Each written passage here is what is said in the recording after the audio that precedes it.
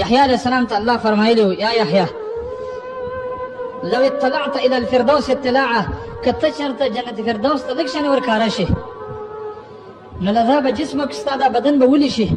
ولزهقت نفسک اشتیاقه ستا دا روح به د شوق د وجې نه وځي چې لکه دا څومره ښایسته نعمتونه الله پیدا کړه د دې نه محرومه کېدل د جنت نه محرومه کېدل دا خو ډېر لوی عذاب دی که الله اور پیدا نه کړي که نه زموږ دپاره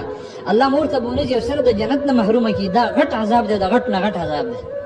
چې د جنت نه د خالق محرومه کړي ولا يدخلون الجنه حتى يرج الجمل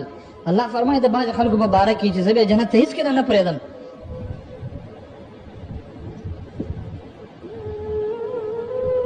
تر دې چې هغه اوښ وایي د ستنې په دې سوري کې دننه ورننوځي هغه وخته پورې بیا زه نه پرېږدم بعضې بدبخته بندګان د الله په مخلوقاتو کې داسې شته